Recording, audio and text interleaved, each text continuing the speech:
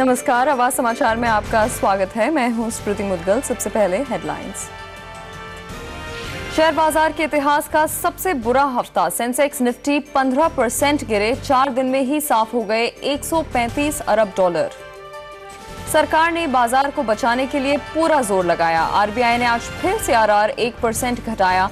3 दिन के अंदर कुल 1.5% हुई कटौती से सिस्टम में आएंगे 60,000 करोड़ रुपए। उद्योग धंधे की रफ्तार 10 साल में सबसे नीचे पहुंची। अगस्त में सिर्फ 1.25% की तेजी से बढ़ी इंडस्ट्री। वाणिज्य मंत्री कमलनाथ ने कहा, आंकड़ों में है गड़बड़ी, जांच कराएंगे।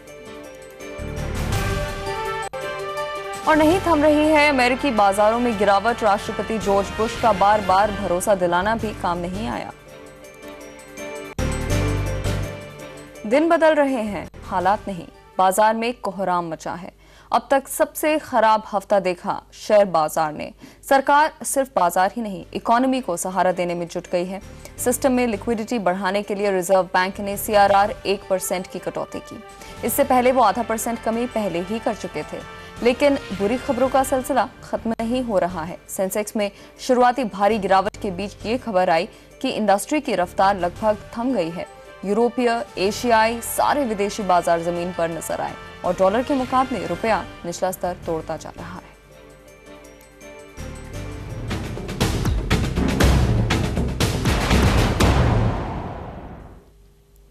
मौजूदा हालात को लेकर सरकार कितनी गंभीर है, इसका अंदाजा इसी बात से लगाया जा सकता है कि वित्त मंत्री पी चिदम्बरम ने वॉशिंगटन दौरा रद्द कर दिया है। वहां वो वर्ल्ड बैंक और आईएमएफ के साथ साथ दूसरी कुछ अहम बैठकों में हिस्सा लेने वाले थे। इससे पहले योजना आयोग के उपाध्यक्ष मोंटेक सिंह आहलूवालिया ने भी अपनी विदेश यात्रा रद्द कर दी थी।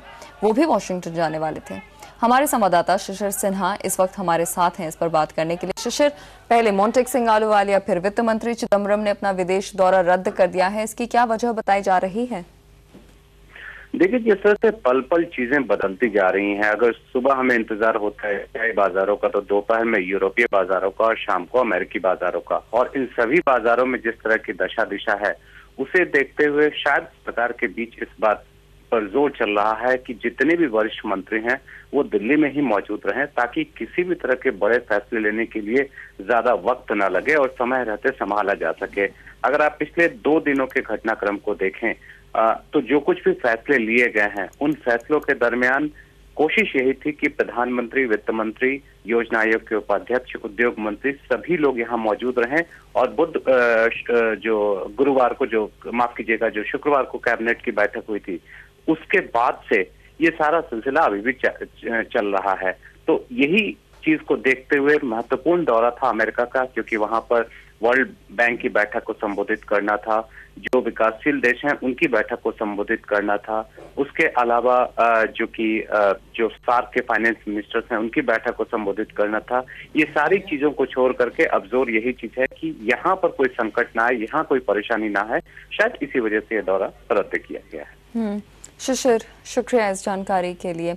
और अंतर्राष्ट्रीय बाजारों की तबाही में भारतीय शेयर बाजार से एक हफ्ते में 135 अरब डॉलर साफ हो गए हैं। बाजार के लिए ये हफ्ता अब तक का सबसे बुरा हफ्ता रहा। इस गिरावट को थामने के लिए सरकार और रेगुलेटर्स के सारे उपाय नाकाम साबित हो रहे हैं। आज सेंसेक्स खुलते ही 1000 पॉइंट गिर गया। इसके बाद आरबीआई ने सीआरआर में 1.5% की कटौती का ऐलान किया, लेकिन ये कदम कुछ खास जोश नहीं भर पाया।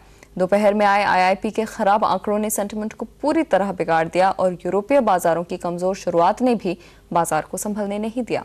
बाजार बीच बीच में रिकवर करने की कोशिश करता रहा, लेकिन कारोबार के आखिरी घंटों में एक बार फिर से तेज बिकवाली शुरू हो गई और सेंसेक्स 800 पॉइंट लुढ़क कर बंद हुआ। निफ्टी भी 234 पॉइंट गिरकर बंद हुआ।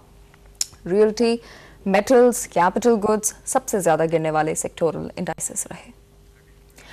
आइए अब एक नजर डालते हैं उन सेक्टर्स में जहां पैसा लगाने वाले निवेशकों को सबसे ज्यादा नुकसान हुआ है। 10 जनवरी 2008 को सेंसेक्स 21,000 के स्तर को छू गया था और उस समय से अब तक सबसे ज्यादा गिरने वाले सेक्टर हैं रियल्टी, जहां पर 82% तक की गिरावट देखने को मिली है। कंज्यूमर ड्यूरेबल्स उसके पीछे 69% के नुकसान को झेलता हुआ। कैपिटल गुड्स में भी 61% की गिरावट आई है। हालात इतने खराब हैं कि बैंकिंग जैसे क्षेत्र 58% तक लुढ़क चुके हैं। Oil and gas, auto index भी ज्यादा पीछे नहीं। बाजार में चल रहे कत्लेआम को रोकने के लिए सरकारी मशीनरी ने अपनी पूरी ताकत झोंक दी है। रिजर्व बैंक ने 4 दिन के अंदर ही कैश रिजर्व रेशियो में दोबारा कटौती की घोषणा की है। अब कैश रिजर्व रेशियो 1.5% घटाकर 7.5% कर दिया गया है। सीआरआर की ये कटौती 6 अक्टूबर वाली ½ % कटौती की जगह पर की गई है। सीआरआर की ये कटौती कल से ही लागू हो जाएगी। इस कटौती के बाद बैंकों के पास 60,000 करोड़ रुपए अतिरिक्त होंगे। आर्थिक मंदी के बढ़ते खतरे को देखते हुए बाजार में ये लिक्विडिटी रिलीज की गई है। हर तरफ मचे हाहाकार के बीच वित्त मंत्री पी चिदम्बरम ने हमसे खास बातचीत में एक बार फिर दोहराया कि सबसे बड़ी परेशानी लिक्विडिटी की है और सरकार सिस्टम में लिक्विडिटी बढ़ाने के लिए हर मुमकिन कोशिश करेगी। वित्त मंत्री ने माना कि अक्टूबर के आईआईपी के आंकड़े बेहद निराश करने वाले हैं।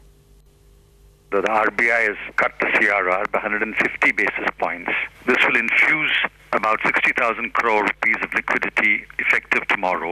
We will take steps to infuse liquidity because we recognize that the flow of credit smoothly and efficiently through the system vital for the stability of the financial system. I've always and already reassured depositors that the deposits are safe. I say that because our banks are well capitalized, well regulated. Secondly, on the other question about the macro number, the IIP numbers are not very satisfactory. An independent economist has pointed out to me at least 2 or 3 features of the current IIP numbers which are quite out of line with any kind of calculations that we can make.